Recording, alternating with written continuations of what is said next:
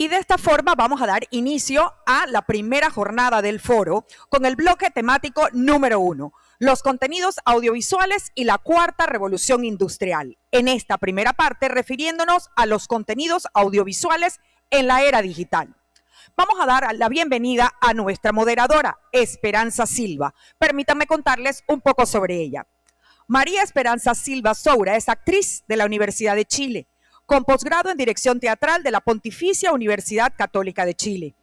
Con una larga trayectoria en televisión, cine y teatro, es socia fundadora y actual presidente de la Corporación de Actores de Chile, Chile Actores, y su fundación Gestionarte. Desde hace 30 años defiende activamente los derechos de propiedad intelectual de los artistas e intérpretes audiovisuales chilenos, impulsando la creación y promulgación de la ley que resguarda esos derechos. Participa también en la Conferencia Diplomática de Beijing, realizada en 2012, logrando que Chile fuese el primer país de Latinoamérica en ratificar el Tratado de Beijing en el año 2015. Durante los años 2017 y 2018 presidió Latin Artists, organización no gubernamental que agrupa a las entidades de gestión de los artistas audiovisuales de América Latina, España, Portugal e Italia. Todo esto que les acabo de leer, hace poco me dijeron que lo puedo resumir como: Esperanza es the best of the best. Así que recibamos con un aplauso a Esperanza Silva.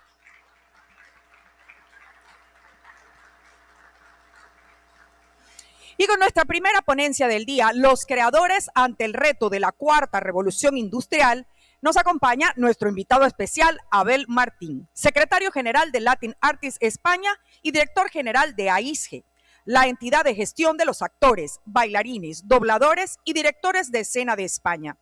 Director de la Fundación AISGE, cuyo objeto son actividades de carácter asistencial, formativo y promocional de los artistas cuyos derechos administra AISGE. Es abogado desde 1992 y profesor asociado del Departamento de Derecho Civil de la Facultad de Derecho de la Universidad Complutense de Madrid desde 1995. Ha publicado más de 50 trabajos en materia de derecho de autor y derechos conexos. Ha participado como ponente o panelista en más de 100 cursos, seminarios y jornadas en todo el mundo. Desde 1997 ha participado regularmente en todas las reuniones del Comité Permanente de la OMPI sobre derecho de autor. Durante los últimos 20 años ha dedicado muchos esfuerzos en América Latina para que los actores vean reconocidos sus derechos y ha impulsado la creación de entidades de gestión colectiva en varios países. En 2010, tras varios años de intensos trabajos junto con las entidades de actores existentes en América Latina, España y Portugal, tomó la iniciativa de fundar Latin Artists, asociación internacional de la que es secretario general. Demos un aplauso a nuestros dos invitados. En fin, que yo lo que quiero es hacer una breve presentación introductoria a lo que va a ser el foro y los problemas que tenemos que abordar en este foro iberoamericano. Como he dicho hace unos minutos, el audiovisual es el protagonista de la cuarta revolución industrial, qué duda cabe. Pero no solo el audiovisual de ficción, donde está el cine y las series de televisión, sino el audiovisual en general. O sea, la forma de comunicación hoy día es audiovisual en casi todos los órdenes de la vida. En el ámbito cultural, hasta la música, digamos que se divulga a través del audiovisual, a través de los videoclips. La pintura a través del audiovisual. O sea, todos los elementos de la cultura tienen un filtro que es audiovisual, que es como nos llega hoy día a nuestros hogares o a nuestra forma de disfrutar los contenidos culturales en su conjunto, ¿no? La cuestión es que el ordenamiento jurídico siempre va muy por detrás a los avances tecnológicos y a los avances de los modelos de negocio que hay en cualquier ámbito de la vida, de la actividad humana, pero muy especialmente en el ámbito cultural y de los derechos de autor de propiedad intelectual. Va muy por detrás. Yo me acuerdo en el año 96 cuando se adoptaron los tratados de la OMPI, que eran los tratados de Internet, año 96 ya nacían obsoletos. Y fíjense si ya ha llovido, ¿no? Ya han pasado otros 25 años y ahí seguimos con las mismas normas, ¿no? El Tratado de Beijing, que hemos mencionado antes, del año 2012, fue el último tratado que quedaba por regular los derechos del audiovisual que hasta ese momento, durante más de un siglo, carecían de regulación a nivel internacional. Fue el último tratado y, sin embargo, fue el más moderno. al ser el último, porque entre los derechos que contempla, a diferencia de cualquier otro tratado internacional, está el derecho de puesta a disposición, en el sentido de que es el derecho que se genera para artistas y autores en los modelos de negocio que representan Netflix, HBO, Spotify, en fin, las plataformas digitales, que consiste en obtener una remuneración por cada descarga que se hace de unos contenidos que están albergados en un depositorio y el cliente, o sea, nosotros, los ciudadanos, accedemos a él en el momento que elegimos. Esa es la clave de la cuestión. Nosotros siempre, para los artistas, hemos preferido reivindicar derechos de remuneración, porque hay dos tipos de derechos en esta materia, los exclusivos y los de remuneración, pero los exclusivos, tanto en el copyright como en el sistema de derecho de autor, se transfieren o se presumen transferidos al productor o al editor de la obra, con lo cual el autor y el artista se quedarían sin esos derechos exclusivos. Es mejor regular derechos de remuneración, porque de esta manera, en el entorno de Internet, cada vez que se descargue o se emita o explote una obra audiovisual, también pasa con la música, podría generar un derecho de remuneración a favor del artista o del autor. Y esa es una mecánica que ha costado entender en los países de derecho de autor, porque en el sistema del copyright, desde el primer momento, lo hicieron así, bajo otras fórmulas, pero el resultado es el mismo. Es decir, los derechos exclusivos los adquiere el productor y los derechos de remuneración, que se llaman residuals, los adquieren los artistas, los autores de la obra audiovisual, ¿no? Hecha esa aclaración, yo creo que desde hace muchos años venimos reivindicando un cambio conceptual en esta materia, porque tengan en cuenta que las actuales regulaciones y la mayor parte de los tratados internacionales sobre la materia de derecho de autor, las bases conceptuales proceden del siglo XIX. También ya ha llovido desde el siglo XIX. Llevamos 150 años con los mismos conceptos y se han quedado absolutamente obsoletos. Es decir, según el derecho de autor solo es aquel que hace una obra, y la obra son obras determinadas. Es decir, no todo tipo de creaciones las puede proteger el derecho de autor.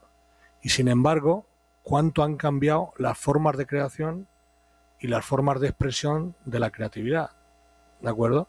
Entonces no se adapta a la realidad.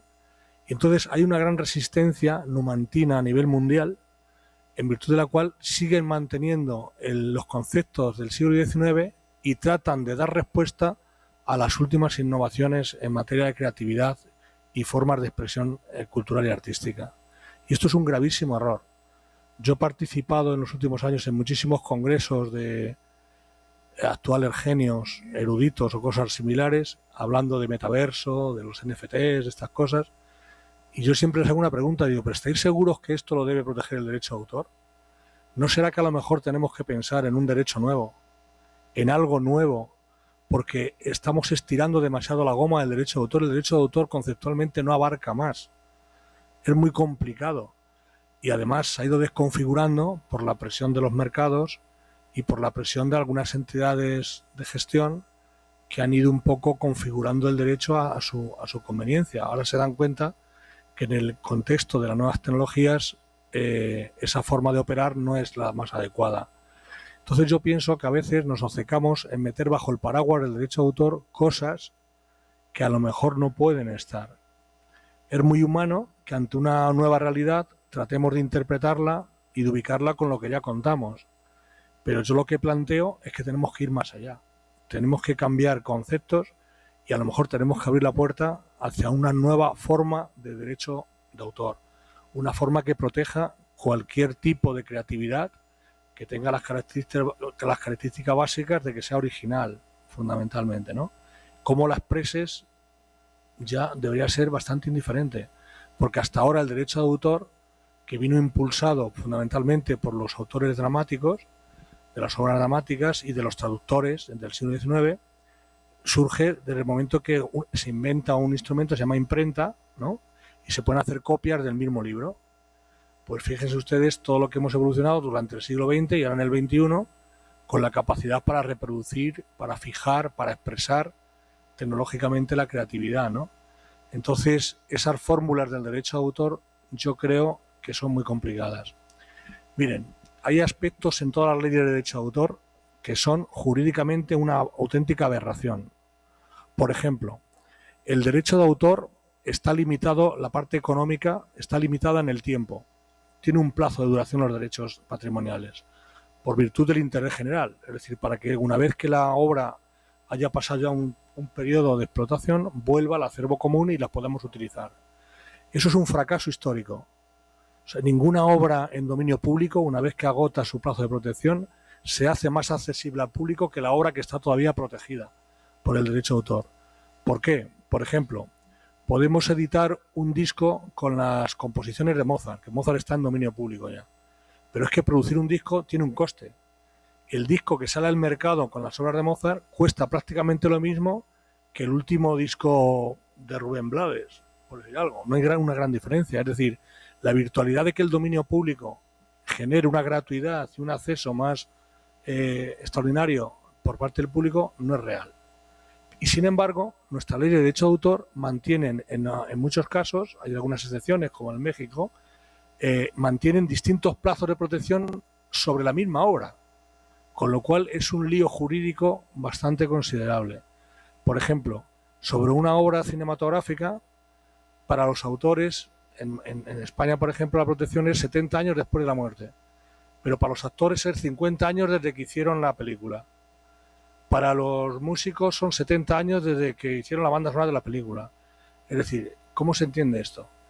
Es decir, hay una serie de injusticias y de aberraciones dentro de nuestras leyes de derecho de autor que hay que tratar de corregir. Sé que ahora es muy difícil, porque todas las leyes de derecho de autor tienen un libro segundo, por ejemplo, que se titula Derechos conexos, afines o vecinos. ¿Pero qué es eso? Son derechos de autor. Es que a lo mejor el problema es denominar a los derechos de autor derechos de autor. Es que a lo mejor eso es un grave error que viene del siglo XIX. Entonces, con eso lo que se está haciendo es establecer como categorías de derechos dentro de la creatividad. Cuando para mí la creatividad que desarrolla un actor, que hay que empezar por ahí, probablemente sea la más compleja y la más difícil en toda la cadena de creatividades que conforman una obra audiovisual. Es la más difícil. Porque yo tengo publicado en varios lados que el proceso creativo de la mente es exactamente el mismo para un actor, para un ingeniero, para un electricista, para un piloto de aeronaves, para cualquiera, porque la creatividad significa generar una solución a un problema de manera original. El problema te lo puedes plantear de muchas maneras y nuestro cerebro trabaja fundamentalmente en tres fases. Una, en la que le suministras información. Dos, en la que le planteas el problema a resolver y empieza a trabajar nuestro cerebro con la información que nos han dado. Y tres, la que se llama de alumbramiento de la idea. La idea no existe, lo que existe es la imagen de la solución. Es una imagen que nos alumbra el cerebro. Las ideas no se protegen por el derecho de autor. Entonces, lo que cambia es la cuarta fase de la creatividad, que es cómo externalizamos la creatividad, cómo expresamos esa idea en forma de imagen hacia afuera. Para un escritor es muy sencillo, se va imaginando en imágenes una historia y la va traduciendo, digamos, a un lenguaje que ya está hecho. Para un pintor, con su técnica, sus pinturas, sus colores, transmite la idea que tiene en el cerebro hacia un cuadro, etcétera, ¿no? ¿Y un actor qué hace? Un actor ha conformado como idea un personaje que no tiene que ver con el personaje literario, pero el personaje que va a actuar es otro. Por eso el título del congreso es Crea, actúa y protege. Es decir, es que el actor no interpreta. Esta es la primera llamada de atención que hago aquí. Es un gravísimo error decir que al llamar a los artistas intérpretes o ejecutantes. Es un gravísimo error y tiene unas consecuencias incalculables, porque damos a entender que el artista no crea, que crea solo el autor. Y eso es un gravísimo error conceptual. El autor crea su obra literaria. El actor luego construye su personaje escénico o su personaje audiovisual, que además lo actúa y lo expresa con sus atributos personales. Pero como en el colegio no nos enseñan eso, no lo valoramos. La sociedad en su conjunto no valoramos esa cuestión. Yo tampoco lo valoraba hasta que empecé a trabajar con los actores y empecé a investigar cómo trabaja un actor. Por tanto, el concepto derecho conexo, afines, etcétera, es un gravísimo error y es deleznable porque devalúa el carácter creativo del artista. Claro que hay muchos niveles de creatividad, pero es que la ley no protege ni lo bueno ni lo malo. Las leyes de derecho de autor no jerarquizan el tipo de creatividad. Pero da la casualidad que la creatividad de los actores en los proyectos audiovisuales es la que más se paga. Y sin embargo, cuando vamos a establecer tarifas o arreglar los derechos, es la que menos cobra. Algo ocurre ahí, porque en España, por ejemplo, de todos los derechos de autor que paga un canal de televisión, el 90% remunera música. Me parece muy bien que remuneren la música, pero se trata de contenidos audiovisuales. Entonces, cuando vas a producir una película, el 88% del coste creativo es el actoral, pero cuando vas a cobrar los derechos es solo el 5% de lo que paga un canal. Esa ecuación no es justa. ¿Por qué? Porque hemos llegado muy tarde, el actor ha llegado muy tarde y el director y el guionista ha llegado muy tarde al ámbito de los derechos de autor. Y ha llegado muy tarde porque a lo mejor son los primeros que se organizaron en torno a asociaciones, sindicatos, etcétera, y descuidaron un poco esta faceta.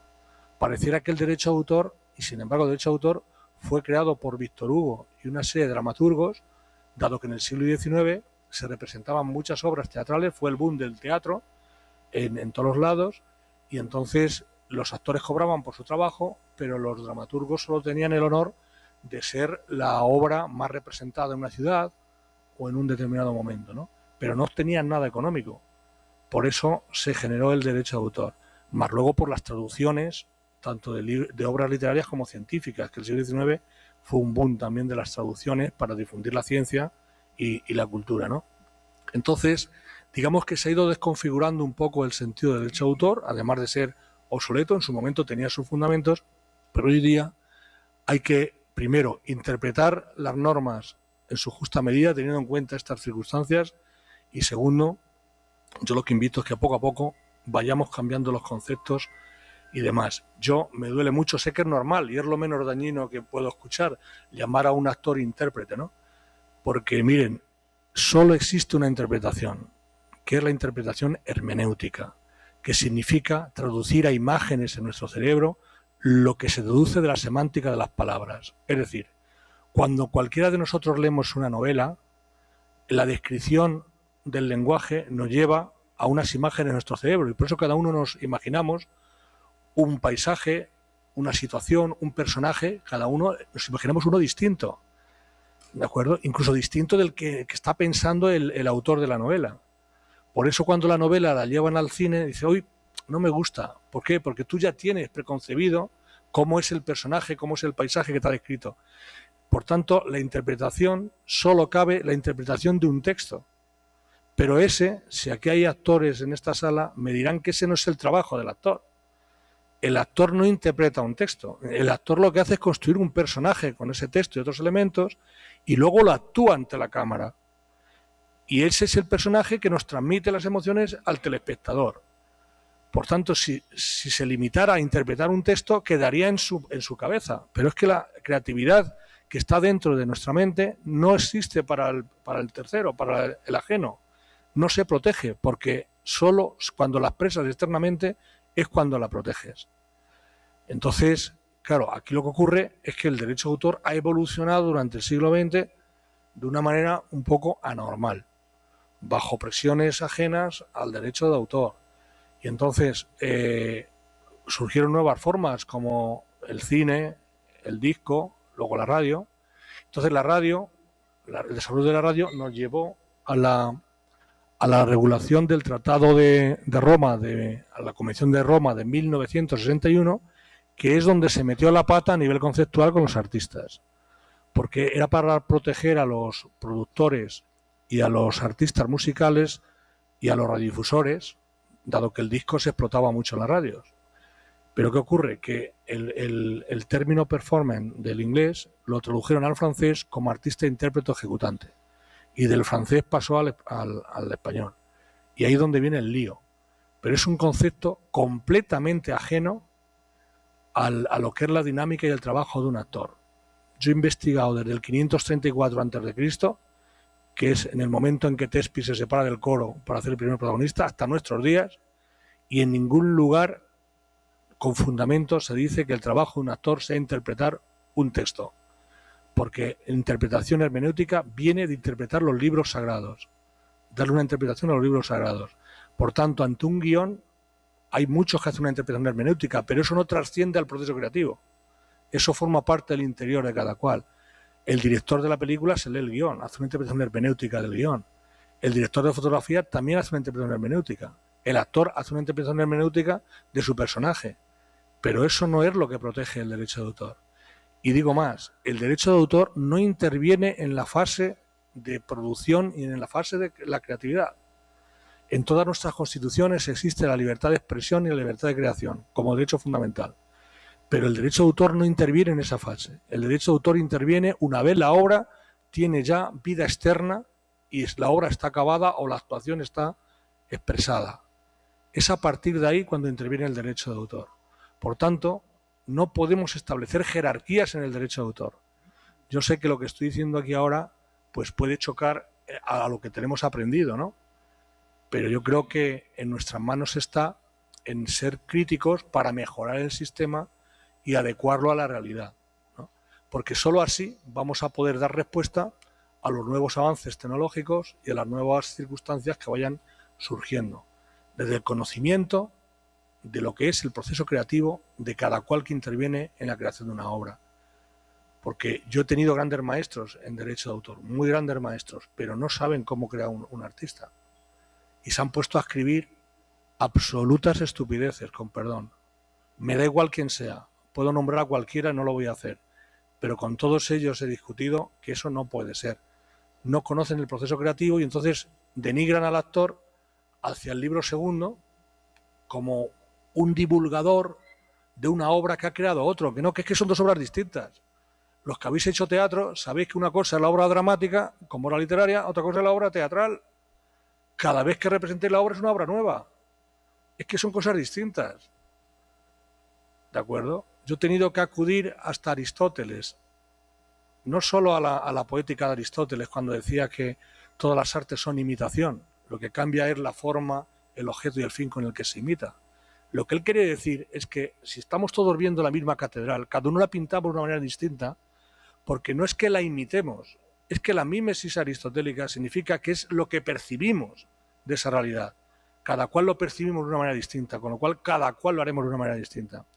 Y no me sirve para argumentar el carácter creativo del actor el decir, algo obvio por otro lado, que cada papel, el mismo guión, lo harían una película distinta si lo hacen distintos actores o actrices, obviamente.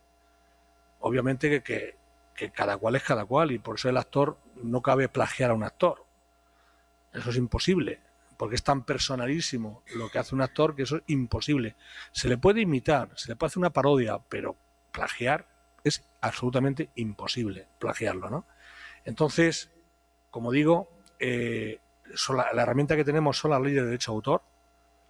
El Tratado de Beijing es una gran novedad en toda esta materia, que aún así conceptualmente necesita irse adaptando, ¿no?, en cada uno de los países, pero tenemos que partir del hecho que se regula, que es la creatividad que generan unos, la creatividad que generan otros. Yo no digo que unos sean más que otros, pero tampoco menos.